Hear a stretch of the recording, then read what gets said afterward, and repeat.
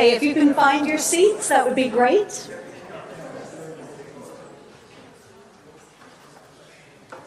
Okay. And a very warm welcome to all of you, especially those people who came out in person, especially on such a cold and snowy day. And we're also happy to have people on Zoom joining us as well, and we've got quite a few on Zoom. So my name is Amy Chikala. I'm the chairperson of the adult enrichment team here at First Parish, and we plan and are involved in Lyceums as well as other adult programs. Lyceums date back to the early 19th century in New England, and they played a really important role in the communities in New England. And they hosted deep and provocative discussions on topics of interest. Emerson, Thoreau, Abraham Lincoln all gave speeches at Lyceums. Today, the Lane Lyceum carries on that tradition. And we've named it for Ed and Helen Lane, who were very beloved members of this congregation and very active in promoting and understanding civil rights, equal justice, and spiritual inquiry. Okay. As this is the first time we have held a hybrid program, we ask for your patience, especially those on Zoom. And if there are glitches, we're trying to solve them, but I think we're in good shape. I ask people on Zoom to please mute and stay muted. And if you want to ask a question, please put it into the chat, and we will be asking them at the end of the program during the question and answer period. And I also want to put in a plug for our next series of programs. We're going to have a 4-part series on AI, and that will involve what it is, how it's used, especially in education, what are the positives and concerns, what are environmental impacts, and how it fits in with our values. And there will be much, much more than that, I'm sure. If you'd like to receive information about any of our lyceums, we have a sign up over here, so please just give us your email address and we will send out a notice about the lyceums. Again, thank you so much for coming tonight, and I know we're going to have a wonderful program. And I will turn the mic over to Leslie Rostegnan, who is going to be introducing Dr. Stern. Thank you.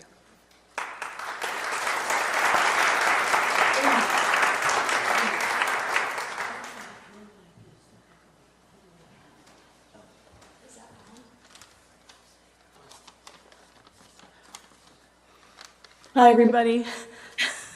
Oh, I hear the echo.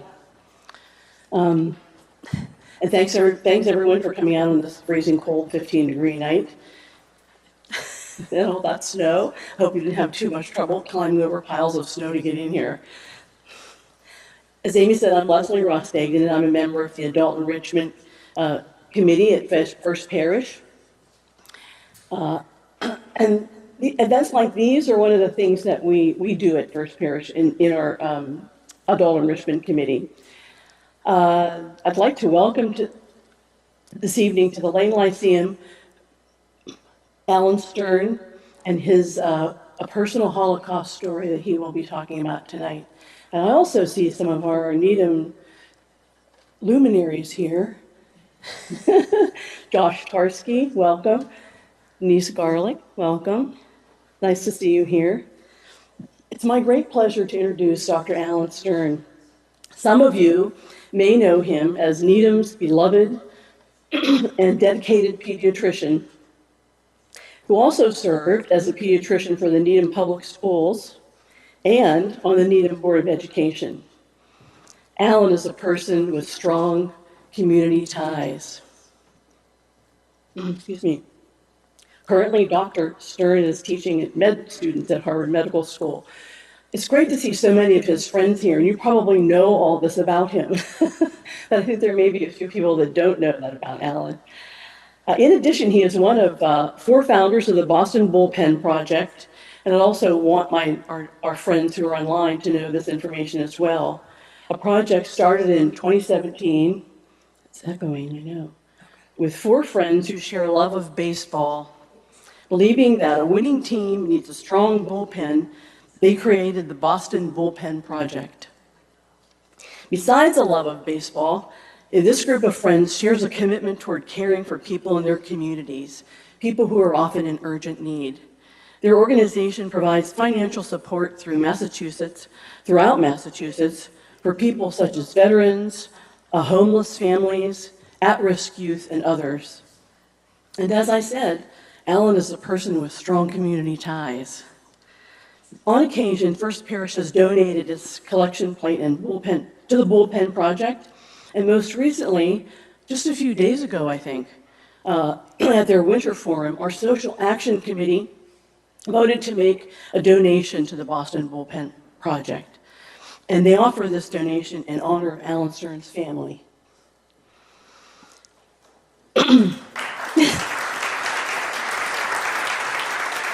Thank you.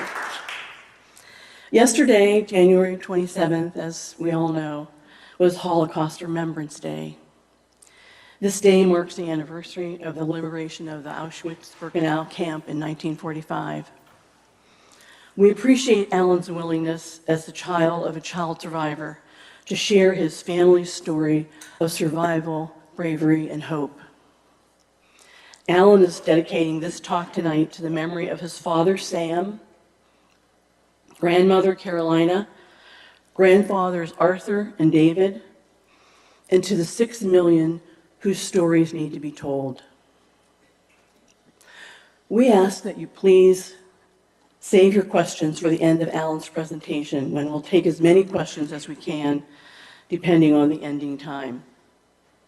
We will go around with a microphone so you can raise your hand if you have a question. And there are also cards at the end of your seat. So if you're someone who just wants to write your question down on the card, we'll collect those too as we go along and try to make sure that your question is addressed. So join me now, please, in welcoming Dr. Alan Stern.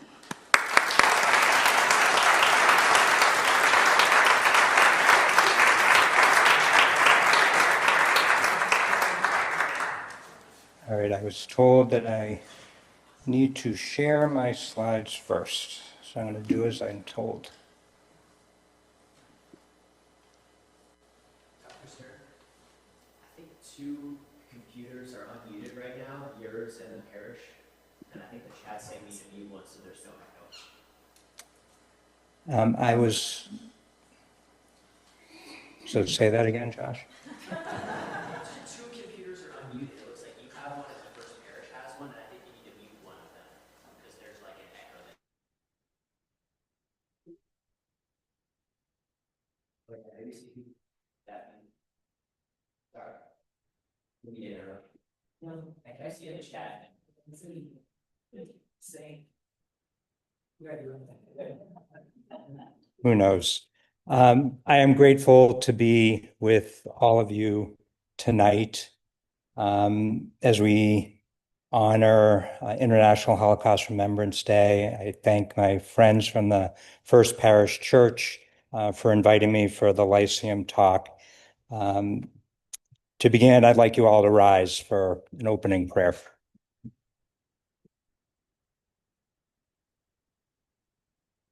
We have lived in numberless towns and villages, and in too many of them, we have endured cruel suffering. Some we have forgotten, others are sealed in our memory. A wound that does not heal.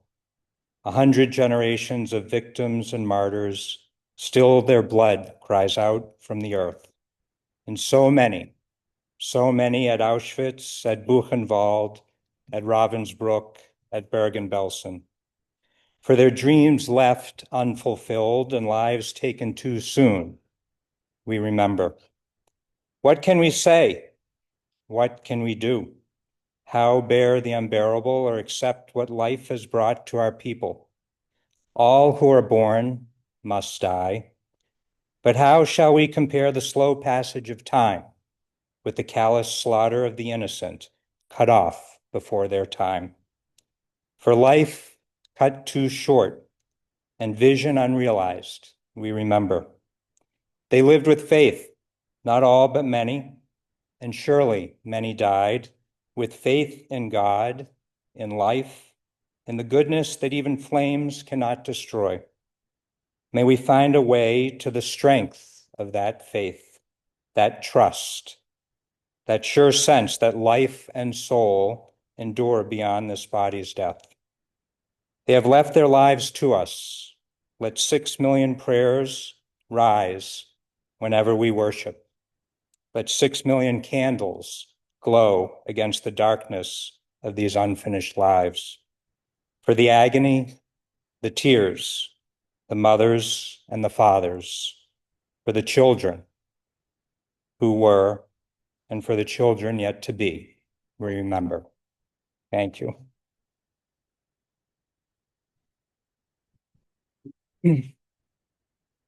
So tonight I am honored to remember my father's story, his legacy, but I also do want to mention that 22 years ago today, my mother died, and so I remember her at this time.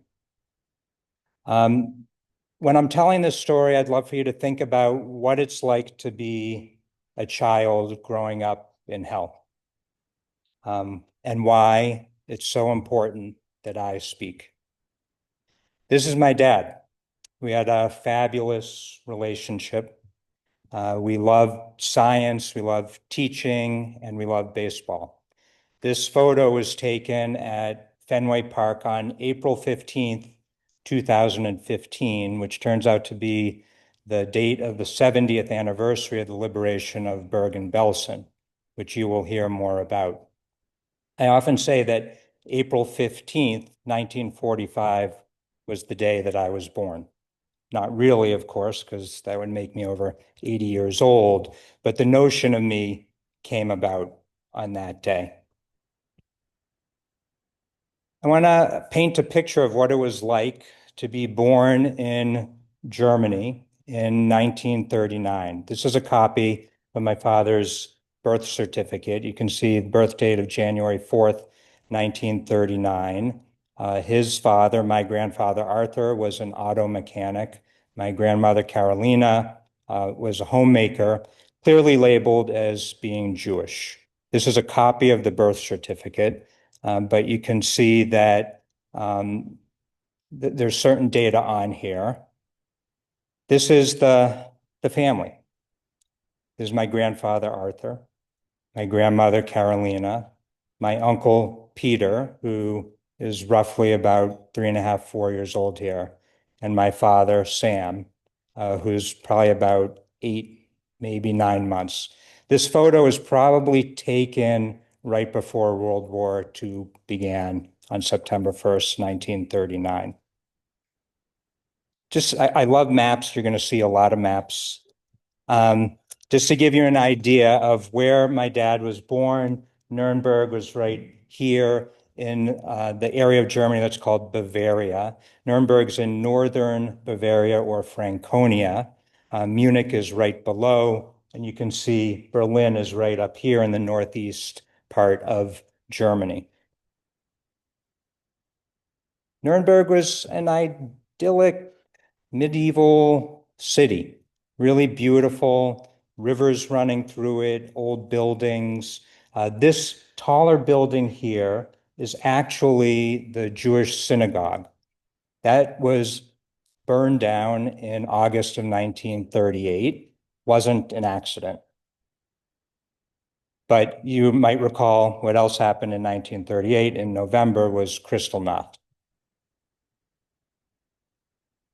This is my Uncle Martin, my grandmother's younger brother, who is actually being arrested in this photo on November 10th, 1938.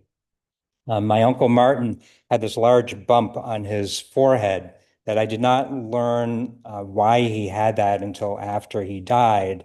But I learned that this night he had a brick thrown at him by some German citizens as people were being marched through town after being arrested. Brick hit him in the forehead, and he's had to have a few stitches after that. So this is painting a picture of what Germany was like. This is even before my father was born.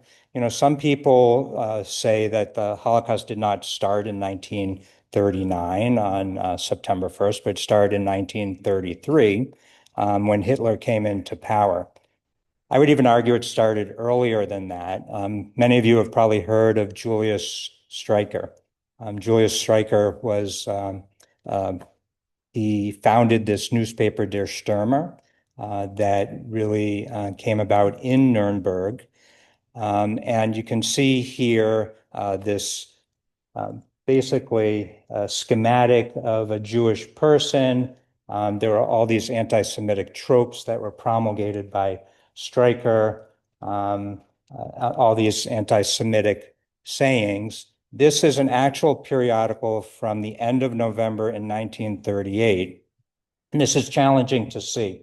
And I don't expect you to read Old German, but right here is a little blurb about my grandfather in Der Stürmer.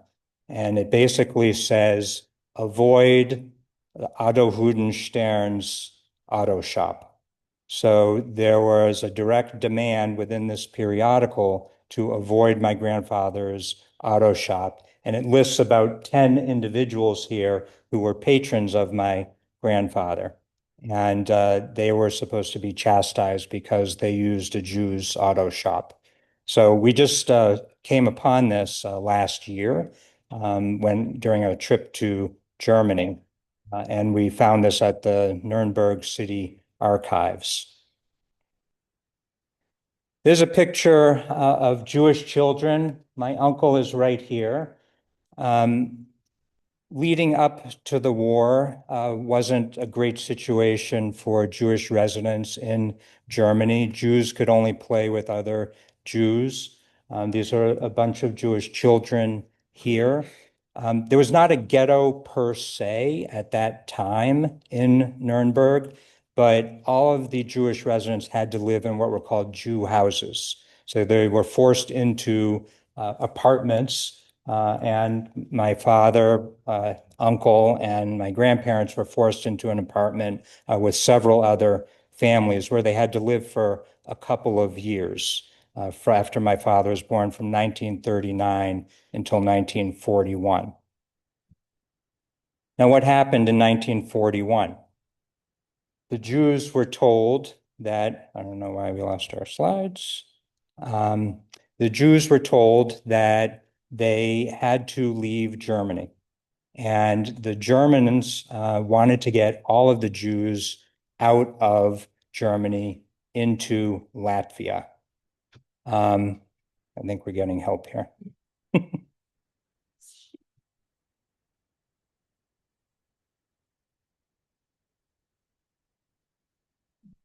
Share. Share it again. Well, it's I have to stop share.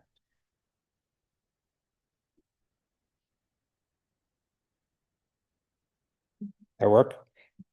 All right. There we go. So what happened was the Germans had an edict that they wanted to rid Germany of all of their Jewish citizens, not necessarily called Jewish citizens anymore, but they wanted to get them out of Germany. So there were 5 transports. One was from Berlin, one from Hamburg, one from Stuttgart, one from Nuremberg, and then one from Vienna, Austria. The transport from Nuremberg involved about 512 Jews from Nuremberg, 4 of which are from my family. You can see their names on the bottom here. There's a little bit of a typo. This is my grandfather, should be Stern, my grandmother, Karolina, my uncle Peter, my father, Sam, here. You can see up top here, the transport date was November 29th, 1941, to Jungfernhof in Riga, which is the capital of, or is the capital of Latvia. They were forced to pay their way on the train. They had to buy tickets to go to their very first concentration camp in Latvia. The trip, which was roughly 1,000 miles from Nuremberg to Riga, took about 3 days. And thank goodness it took 3 days.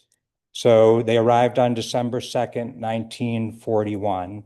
On December 1st, 1941, 30,000 Rigan Jews were murdered. They were brought to the Rumbala forest. They were told to shovel out a pit, stand next to the pit, and shot so that they could fall into the pit. The Germans had to make room for more inmates. This is the obviously a modern day picture of the Skiritova train station where they did arrive.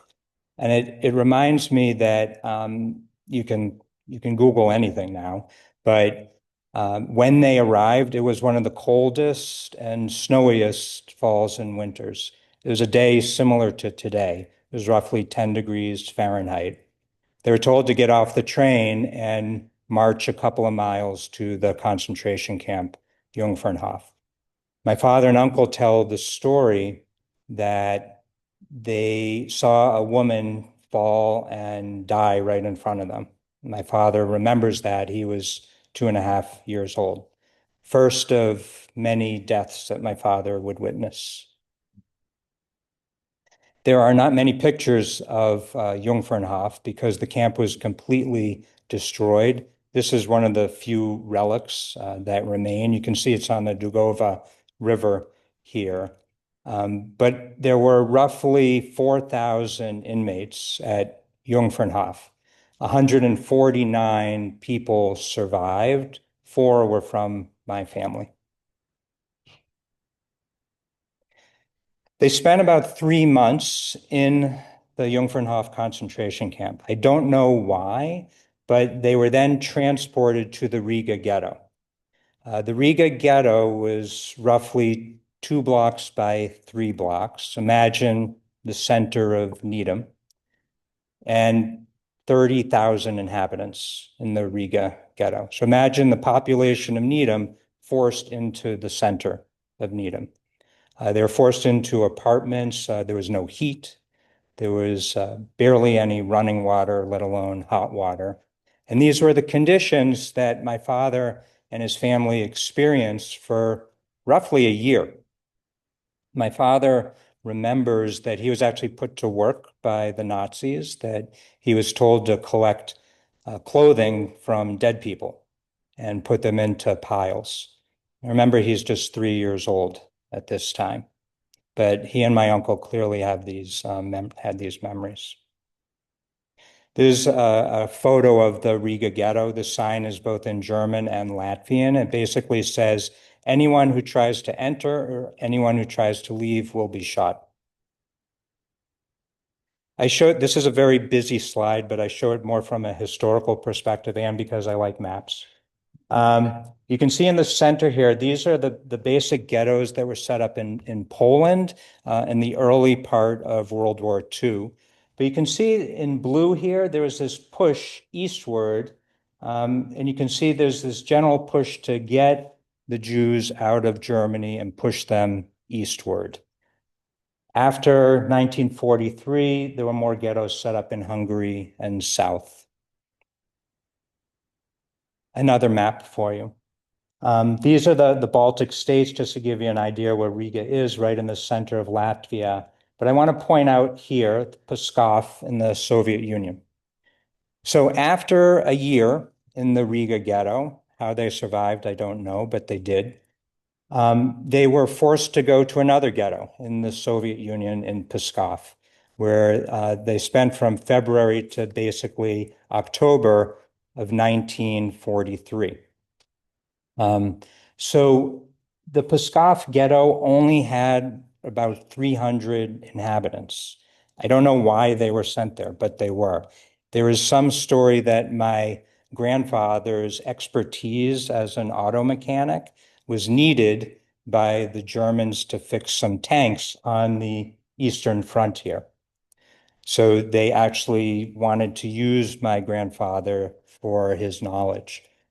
So the whole family was taken there to the Pskov ghetto, and there is a story that a German soldier was actually wounded as the Soviets were bombarding this area. And my grandfather actually saved one of those soldiers. Don't know why, but he did. And presumably that soldier never forgot that and said that he would keep a watchful eye over my father's family. I don't know if, spending time in a ghetto or a concentration camp is a watchful eye, but that's the story that we heard. So they were there for about 6 months or so, and then told to go back to Riga. Only at this time, the Germans were liquidating the Riga ghetto. It started in July of 1943 and pretty well ended around October of 1943. So there was no ghetto to go to. So what did they do? They sent them to prison. So my father, uncle, and grandparents were sent to a prison in Riga. They spent 6 months in a cell that was maybe, in my grandmother's testimony, she says 2 meters by 4 meters. I don't know how it could be that small, but it was tiny. And they spent 6 months there. And when they eventually were released, and I'll tell you this story, my uncle's hair had turned completely white at the age of 8 years old. After they were in this prison, they faced a rather unbelievable choice. They were actually sentenced to death by a Nazi judge, but they were given a choice. They said, well, we won't kill you. They were talking to my grandparents, if you give up your 2 children for adoption by an Aryan couple. My grandparents refused to do that and took the risk of staying together. So they stayed together for a few more minutes because the judge told them, well, if you're not going to do that, then I'm breaking up the family. So the judge then sent my grandfather to Buchenwald and sentenced my father, uncle, and grandmother to Ravensbrück. They never saw my grandfather again. Another map to show you. One, if you look down here, this is Germany as it existed prior to the war and as it exists now, and how it had expanded throughout the war. This also shows you a few of the concentration camps. And I point this out for a few reasons. One, a lot of people think of the 6 major death camps, but there was so much more than that. You can see Ravensbrück is right here, north of Berlin. Bergen-Belsen is right here, and Buchenwald is right here. All told, there were roughly 30,000 concentration camps and ghettos. A lot of people think of the big 6. There were 30,000 of them throughout Europe, Latvia, the Soviet Union. This is Ravensbrück. There are a few modern day pictures and an older one. You can see the barracks here, a more modern day picture, which shows an appel grounds or roll call grounds, the walls with barbed wire on top of them. Ravensbrück was primarily a women's and political prisoner camp. These are sculptures before you get to the camp and on the outside of the wall. I don't know if you can make out here, there's a child holding on to his mother. There's a dead child here in a stretcher. It's important to mention that the Germans today do not call these concentration camps. They call them memorial sites for the specific reason that they say you can never recreate a concentration camp, nor do they want to, but they call these all memorial sites. This I know is hard to read, but I highlighted in red here. This is a logbook from Ravensbrück. You can see the names here, Lena, Samuel, and Peter. They had numbers. You can see this at the end. This is the uniform number from my father and grandmother. I point this out for a few reasons. Everyone did have identification numbers, but a lot of people think of the tattoos on inmates. That was only at Auschwitz that people had tattoos, not at other camps. And one thing that I apologize, I neglected to mention about names and why my father is named Sam. They didn't have much of a choice because of the Nuremberg laws, which really started in 1935, but the naming law started January 1st, 1939, 3 days before my father's birth. So the only name that he could have taken or be given was Samuel, Moses, Israel, Abraham, a Jewish name. My uncle's name is Peter. He was born in 1936. He did have to take on the name of Israel at some point in his life in Germany. And my grandmother, Karolina, had to take the middle name of Sarah. My grandfather, Arthur, had to take the middle name of Israel. They were forced to do that. There's the uniform number from my grandmother. These are ovens at Ravensbrück, where they conveniently got rid of inmates. Ravensbrück also did have gas chambers towards the end of the war. Ravensbrück was liberated in May of 1945 by the Soviet Army. But midway through their stay in Ravensbrück, where they were for a year, from the beginning of 1944 to the beginning of 1945. Anyone know what this is? Have any ideas what this is? So this is a death certificate. This is my grandfather's death certificate. You can see here, May 30th, 1944. Remember, Europeans reversed the date, or we reversed the date, I don't know. Amazingly, my family was notified of this while they were in Ravensbrück. So they were notified that my grandfather, Arthur, was killed in Buchenwald. We don't actually know exactly how he died. He might have died of typhus, which is a lice-borne disease, or he could have been killed by another inmate. I don't know. Either way, he was murdered in Buchenwald. So again, some pictures of Ravensbrück with a guard tower that probably was put in after by the Soviets, after they liberated the camp, believe it or not. But this is a boxcar that was used to transport concentration camp inmates back and forth between different camps. And I want to point this out to you because at the beginning of 1945, the Nazis knew they were losing the war. And remember, there was this push to get the Jews out of Germany, push them eastward. But now they were ironically being pushed back into Germany.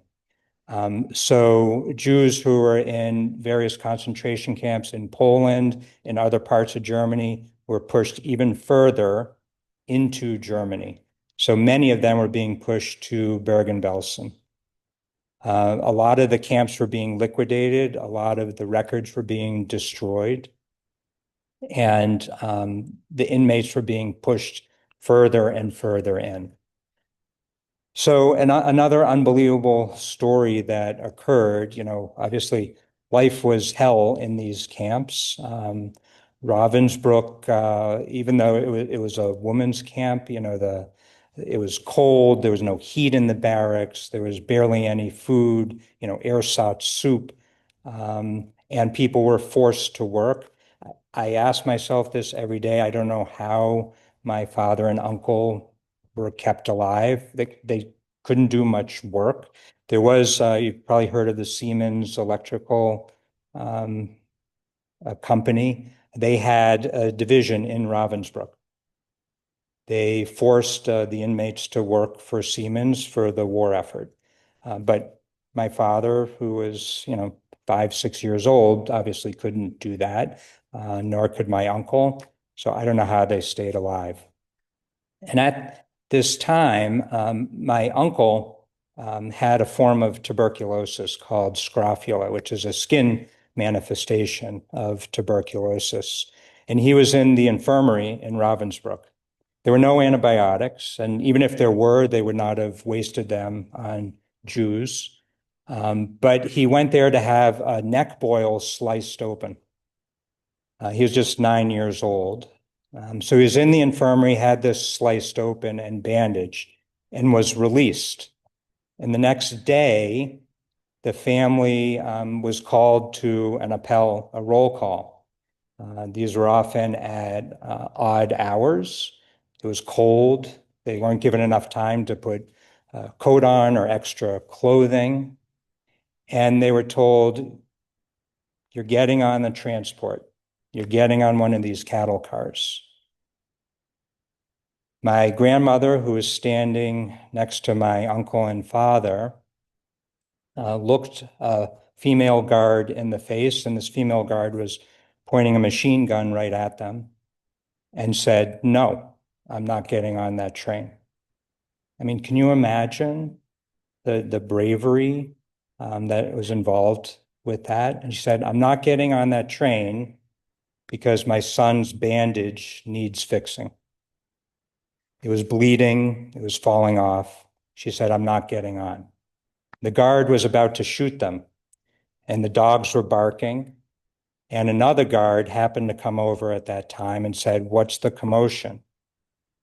And this one guard said, they're not obeying my orders, they're not getting on the train. And that other guard said, don't waste your bullets on them. They'll get on the next transport. Another bullet dodged. Every single person who was on that initial transport died when they got to Bergen-Belsen.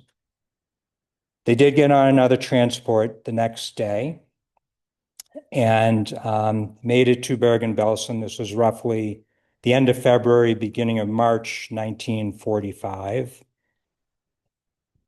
The cattle cars themselves, it was no lap of luxury. There were 100, 150 people crammed in to these cattle cars.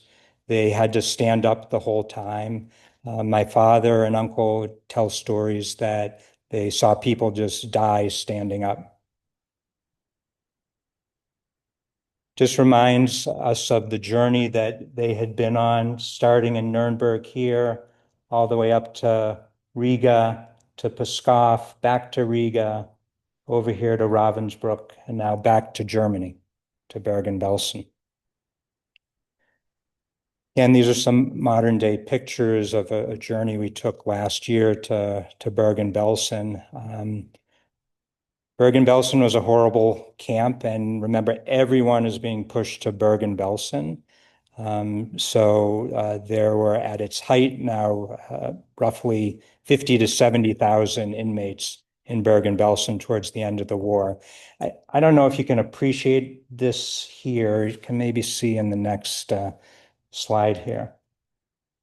This is a mound. There are about 1,000 bodies buried in this mound, and there are many of these mounds throughout Bergen-Belsen.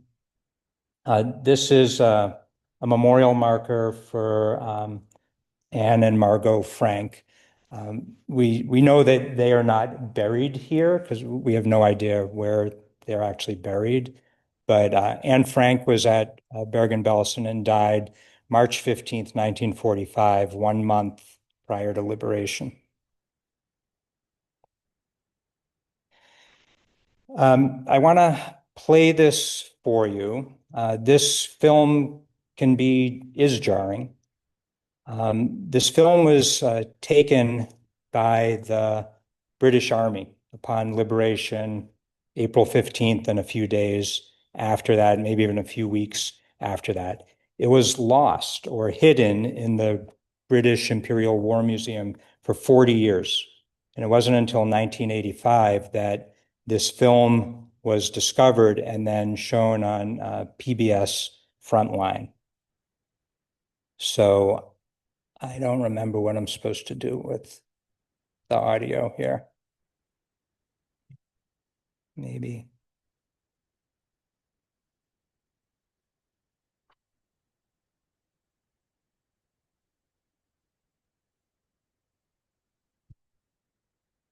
You know what, the audio is not playing there.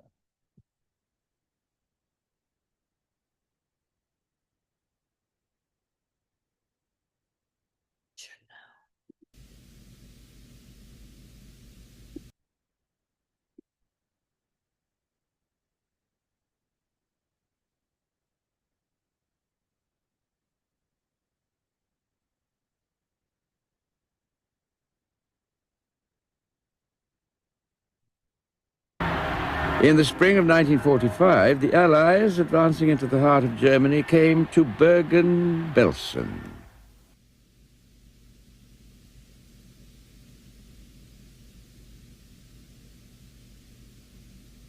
Some of the video doesn't have audio. Neat and tidy orchards, well-stocked farms lined the wayside, and the British soldier did not fail to admire the place and its inhabitants, at least until he began to feel a smell. It came from a concentration camp, a waste ringed with barbed wire and overlooked by watchtowers. Coming in from the flowering countryside, in spite of the frightful smell, things didn't seem so bad at first. Children smiled through the barbed wire, and women laughed and waved their hands.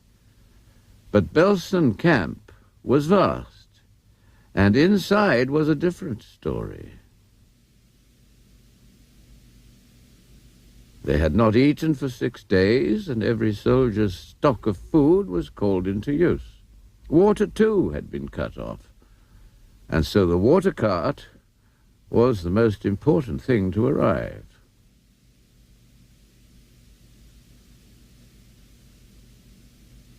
Most of the people seemed to be listless beyond hope and astonishment.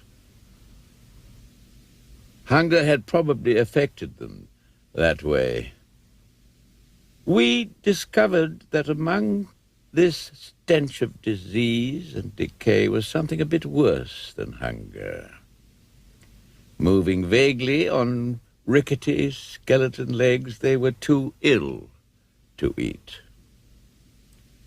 How grateful they were for a kindly word or gesture. What misery to live amongst such unmentionable filth, with scarcely the strength to pick the lice which inevitably swarmed over them. They seemed accustomed to the smell and the horror. They had seen all there was to see. Huts were almost impossible to go near. They were full of tangled masses of people who had died slowly and painfully of starvation and disease, writhing in agony, helpless in puddles of excrement. It was difficult to imagine those orchards now, those rich fields where the stolid cattle cropped the juicy grass. For here, a few minutes away, inside the barbed wire, was nothing but filth and death.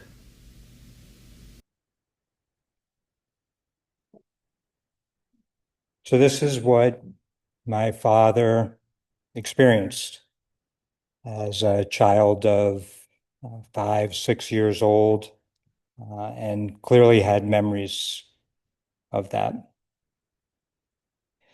So I don't know if you recall this in the film. This is a still photo that was taken in the film. This is my father, and this is my Uncle Peter here, that we discovered in 1985. This was not taken right at liberation, but probably a few weeks after liberation, because you can see they're smiling and probably had some type of food. This gets me every time, but the British Army that did liberate Bergen-Belsen had some wonderful soldiers. This is a letter from Sergeant Seegers, who is in the British Army, and he's writing a letter to the Weinstock family, who are cousins of ours in Atlanta. If some of you are from Atlanta, you might have heard of Weinstock flowers, but those are part of our families, and you needed a sponsor to go to another country. So he's writing a letter in July of 1945 to our cousins in Atlanta. And I just want to draw your attention to this paragraph here. I'm sorry to say that her husband, so my grandfather, has been killed by the Nazis in a concentration camp. But she, my grandmother, is now bearing her burden with courage and finds consolation in her 2 boys, who are about the most charming kids one can find. They are kind, well-behaved, intelligent, good-looking, and at the same time, real boys. Their long stay in various concentration camps does not seem to have affected them adversely. Given a fair chance, both will make their way all right in life. In addition to the importance of video testimony to combat Holocaust denial, written testimony is extremely important. My grandmother wrote out some testimony in October of 1945. This was probably took place in the displaced persons camp, where the family was taken after roughly 1 month after liberation from Bergen-Belsen. It's all in German. I have the actual documents and have translated them. And I just wanted to read a little bit of it. It's painful to read, but I wanted to share some of it with you, in particular about their time in Ravensbrück. In Ravensbrück, barbaric SS women ruled. It was hard to imagine women could be more cruel than men, but they were. They made us strip and parade naked before doctors, even in freezing cold. Every day from 3 a.m., barely clothed, we were forced to do senseless labor while being whipped so that SS guards could better conduct their abuse and enslavement. 1,000 of us, mostly German Jewish women, were crammed into one barrack. Life became unbearable. You needed deep faith and trust in God to endure the torture. For minor infractions, prisoners were forced to flog fellow inmates on the bare buttocks under SS supervision. Then the SS women released bloodhounds on the victims. Sundays, the SS held general roll calls. Even the half-dead and gravely ill, everyone must report. From 1 p.m. to 11 p.m., we stood outside in the freezing cold, unable to move. The SS devised new torments daily and tested them on us. They were rewarded and lived in luxury. In March 1945, we were transported to Bergen-Belsen.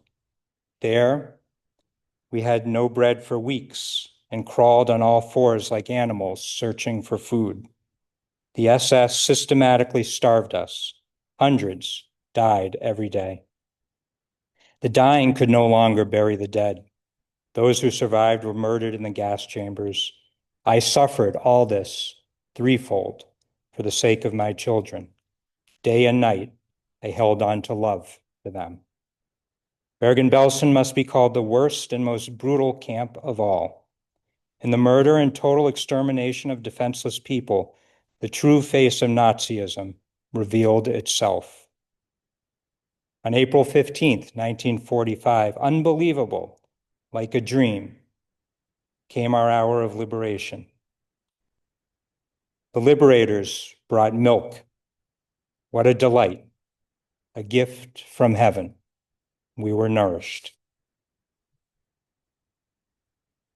So this testimony, although painful to read, is extremely important to have, again, for those people who choose to deny that this even happened. But I think the other thing that comes out for me is just, my grandmother's love for her children, and she would do anything for them. She was really like a mama bear. From the displaced persons camp, I don't know why, but they chose to go back to Nuremberg. Maybe because that's all that was really familiar to them. That was their home. But Nuremberg was 90% destroyed in the war. So these are the conditions that they went back to in the fall of 1945. There weren't many homes then, and another ironic thing, they were forced into another Jew home. Only Jews were in this apartment, but at least they had shelter. I show you this picture for a few reasons. Usually when I talk to school groups, I say, what do you notice? They usually hone down on, well, there are only 2 kids there. Exactly right. This is my father. This is my uncle. I mentioned there were 512 people, Jewish residents in Nuremberg, who were forced onto that initial transport to Jungfernhof. Only 17 people survived. Only 2 children survived, my father and uncle. And this is the world they went back to. It was 2 young kids and older people. This is my grandmother, Lena. Standing next to her is a gentleman who would become my grandfather, my step-grandfather, David Schneebalg, who has his own amazing story. He survived the Russian army for 4.5 years as a minesweeper. But he, thank goodness, came into our family and was really the only grandfather that I knew growing up. This I have a copy of is my father's, kind of like a passport, but it's really an identification. It just amazes me that as a 6-year-old, you're labeled as a political prisoner. They stayed in Nuremberg for about a year, and then their sponsorship came through. They took a boat from Bremerhaven in Germany on the Marine Marlin, and you can see here, went to Ellis Island. I do want to just point out here, there was a medical hold on my uncle because of his tuberculosis, but they did eventually make it to Ellis Island sometime in February. It took a couple of weeks to cross the Atlantic. I wanted to show this schematic just because I think it's important to keep in mind the timeline that they experienced. So they started November 29th, 1941, eventually went to the first concentration camp, Jungfernhof, to the Riga ghetto, to the Pskov ghetto, to the Riga jail, to the Ravensbrück concentration camp, to Bergen-Belsen, to the displaced persons camp, back to Nuremberg, to Bremerhaven, to the United States.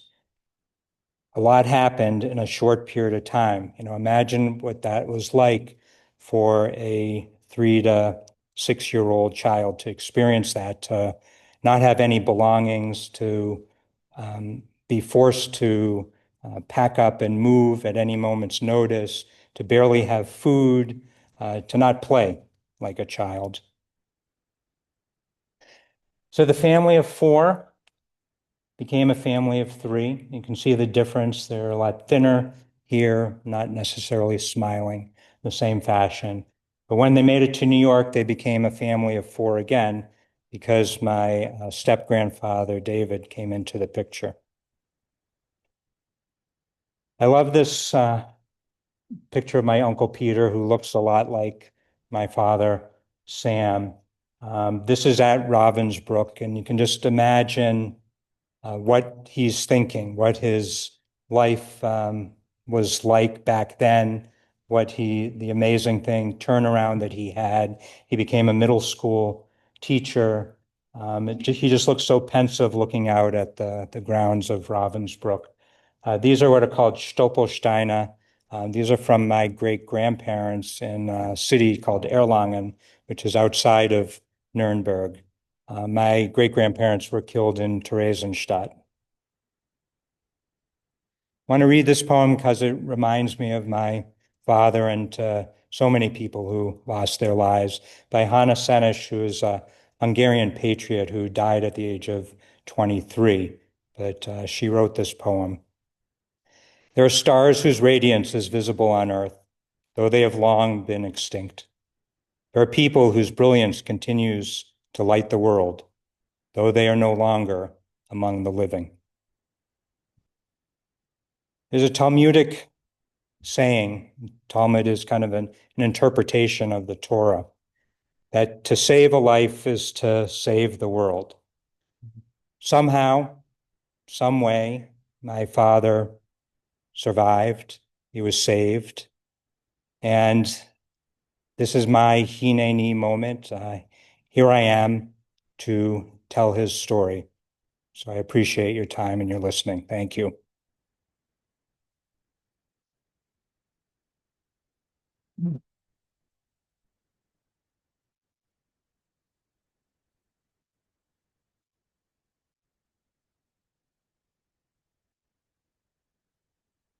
I'm all yours. Jody. I know with it's much about.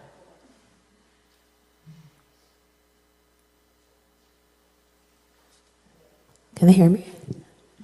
So I lost stuff too, and I wondered why they never separated your mom from the kids, because I thought a lot of the camps separated parents from the kids. So I don't know.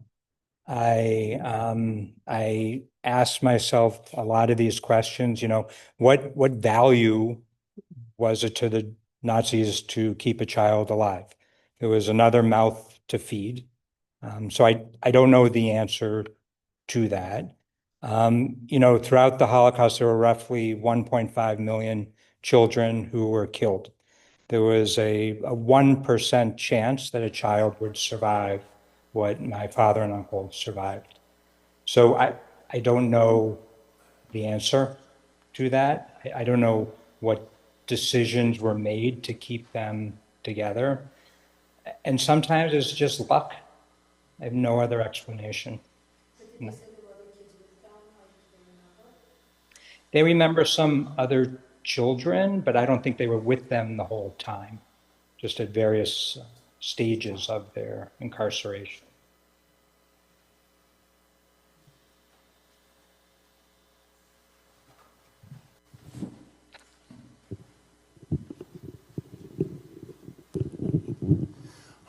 I've known children from Holocaust survivors that their parents never spoke to them about the Holocaust. They prefer to just block it. And others that, as they were growing up, they heard all the stories. So which one is you? Did your father openly talk to you about it as you were growing up? Or is it that once you were an adult, you started inquiring about it? So, interesting question. I wonder if we shouldn't use a mic because there's an echo on here. Maybe I can just repeat the question. So, my father did talk about it, but very little bit. until he got much older. I'd say maybe about 5 to 10 years before he died. He gave us a lot more details. So I had to piece a lot of the puzzles together. He would talk to school groups, some middle school and high school and even college groups, but it was really hard for him, really, really hard. He would get depressed afterwards for weeks on end. So he knew it was important to do, but it took its toll on him.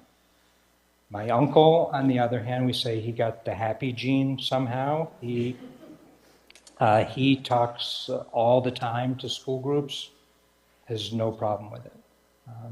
They both recognize the importance of it. It was just harder for my father. And the amazing thing, so my uncle, remember, he's just 3 years older than my father. He says to me, "I felt so bad for your father." And I said, "Peter, you had a horrible childhood. You experienced horrible things." And he said, "I know, but I had a childhood before the camps." He said, "Your father never had a childhood." And so if you think about it, he's right. My dad's very first memory is seeing a woman drop dead in front of him. So I think a lot of this trauma depends on when it takes place. Everyone's different, right? Everyone experiences things differently. There are plenty of survivors who feel free to talk, and there are others who keep things close to them. So I'd say it was a mix for my father. I've learned a lot of this that I put into the talk. I had to research on my own.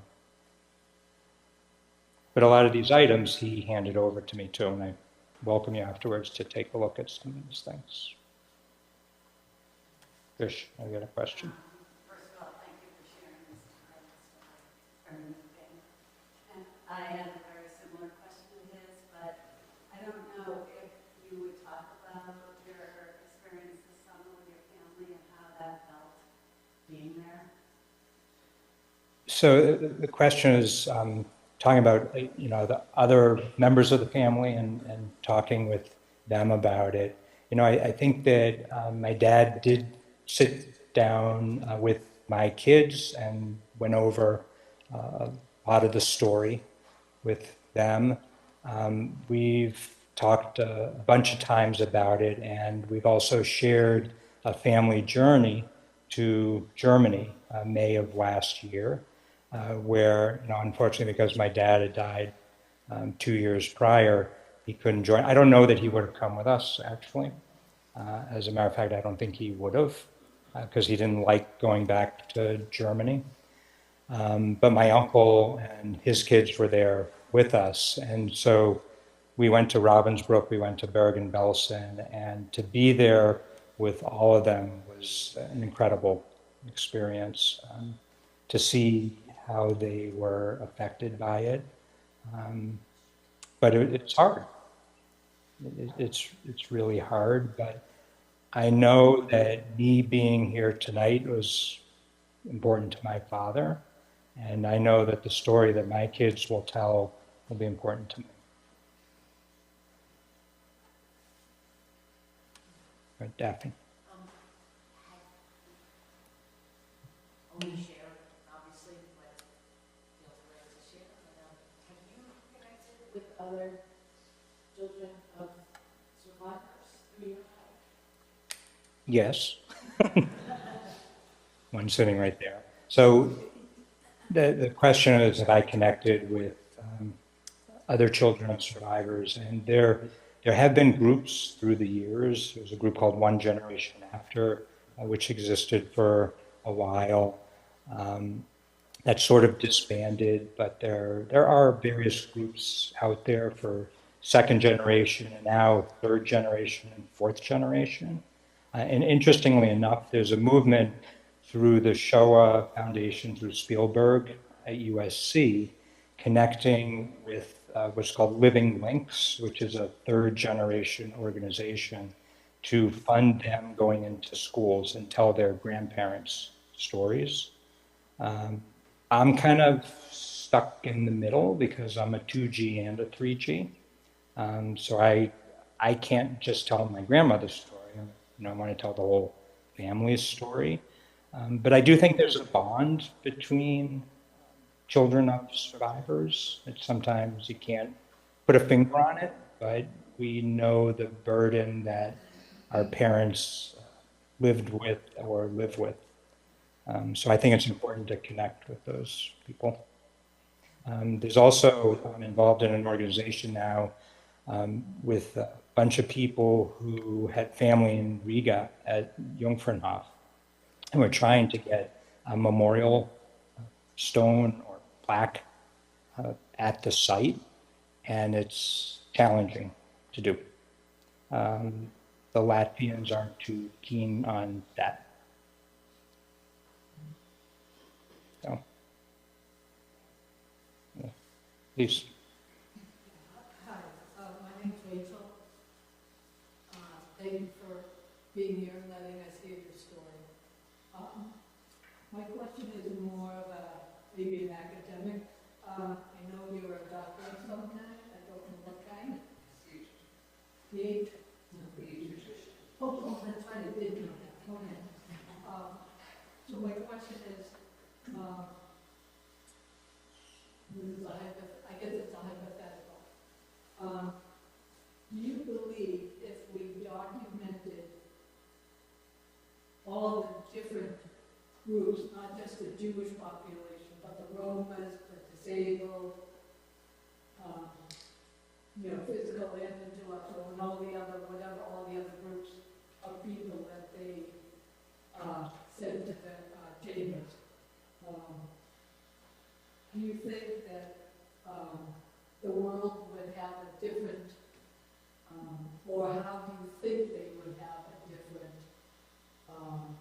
understanding and belief? Like, there are some people that say they don't believe in the Holocaust, right?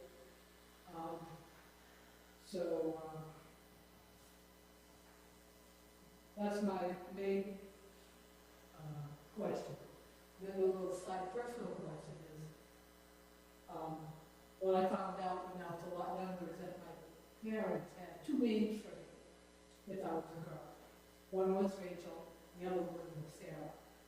So based on that and other information from my mother's grandparents came from Poland, that even my mother thought maybe she had a question about what she'd do. Well, I had a family member pay for a DNA test, and I had no Jewish ancestry. But the fact that I was named Jewish names kind of always made me feel connected to the Jewish people. And have you ever heard, is there any other way of being Jewish without being genetically connected?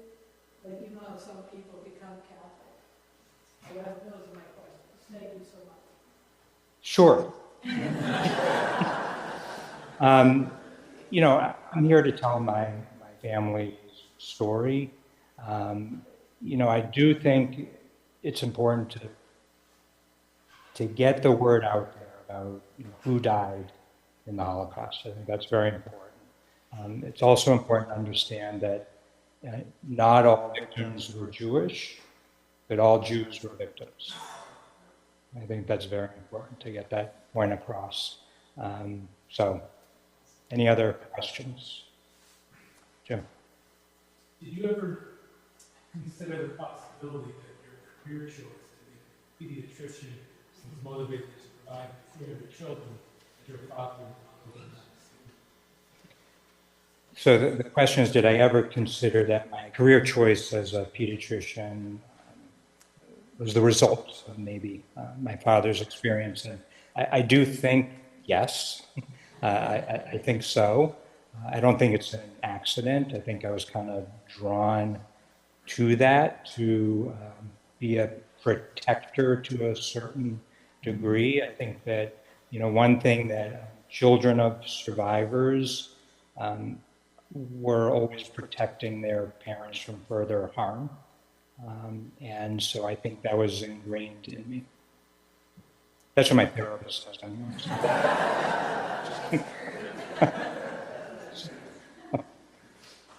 Any other questions? I just wanted, if you can elaborate on the stepping stones, people may not be aware of what that is and Yeah. why it's so important. Yeah, no, thank you. So the Stolpersteiner or stepping stones was, I think, started as an art project, actually, to commemorate people who were taken from their homes and taken away to ghettos, concentration camps, and usually were killed as a result, not all the time, but you'll find these stones at their place of residence. So they're all over Germany and I think other countries as well.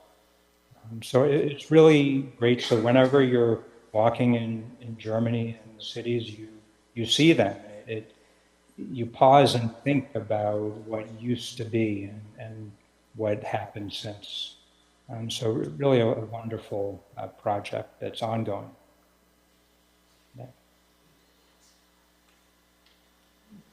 Josh.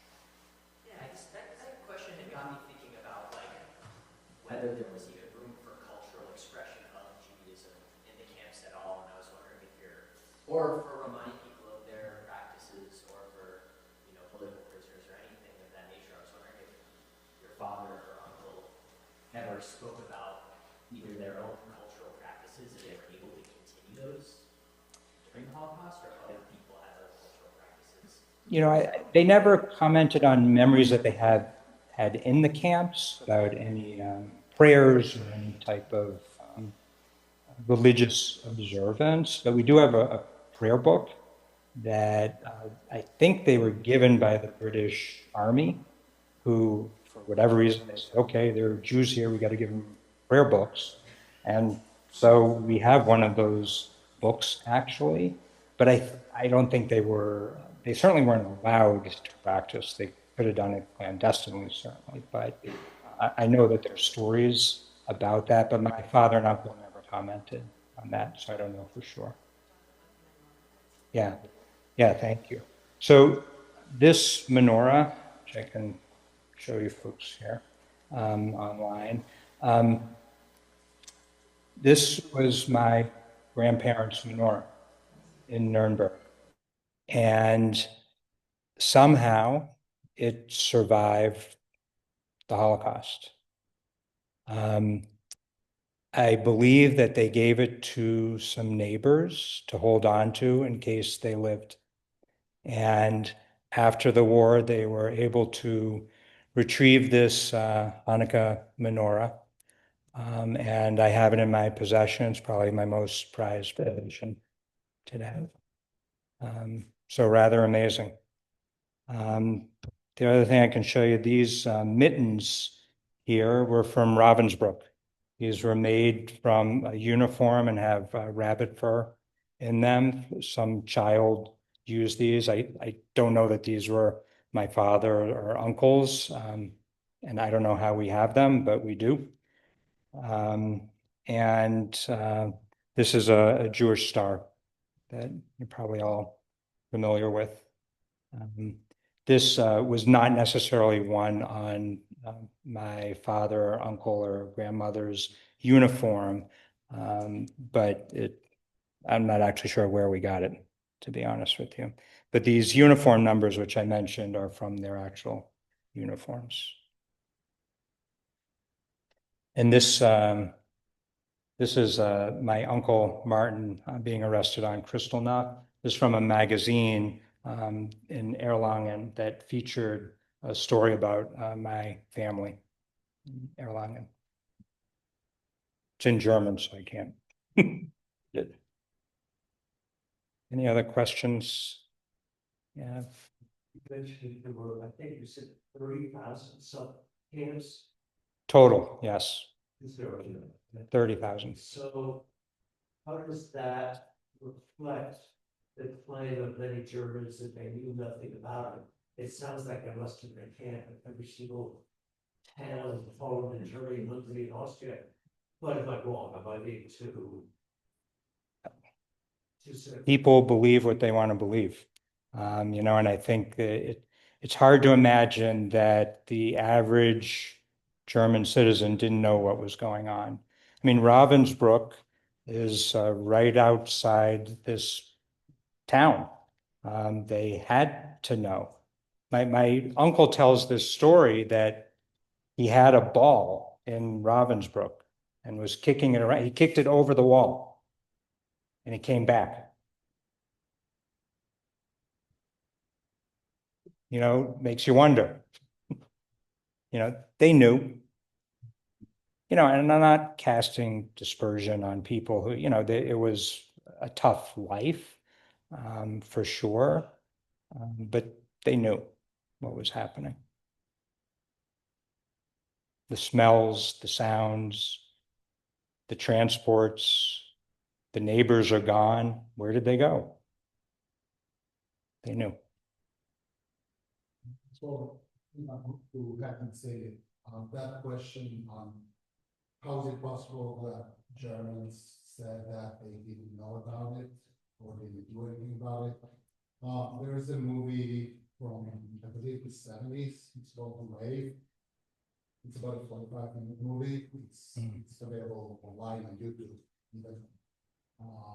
So it's an interesting experiment that was done in a high school in the US. It's a very interesting movie and indirectly answers to that question, how is it possible that all that happened and people took it without doing anything or even saying that they didn't know about. What was it called? The way it's very disturbing, but it's, I mean, I had to watch it in Sunday school. They made us watch it. It basically tells you like how could you want to know how did this happen? Watch that movie, The Way. The Way. Yeah, there's that remake much more modern. It was like in Germany and then you can say that it's just.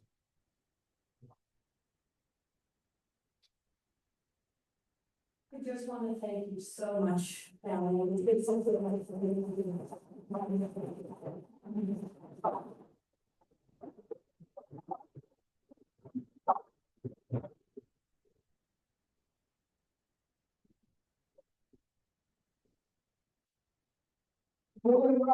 it's the care that's so important, and one of our values is that we value the worth and dignity of all people, and you know, we felt like it was such an important topic, you know, to have you come and share with us. Thank you. And so many others. So thank you all for coming tonight. Thank you on Zoom. And if you do want to know more about Lyceums, just sign your name on the paper on the way out. Okay. Okay. Thank you so much for coming. This was fabulous. Thank you.